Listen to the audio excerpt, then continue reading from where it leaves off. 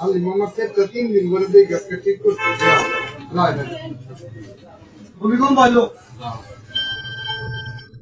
এই যে ভূমিকম্প আইতাছে আমার পায়ের নিচে বসে দেখছেন দেখছেন এই ক্যামেরা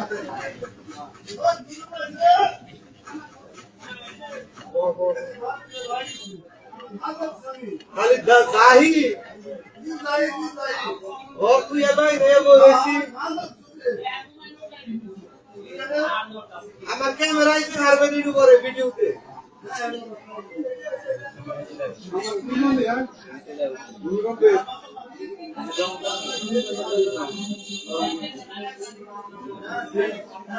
আজকে সর্বোচ্চ ভূমিকম্প হইল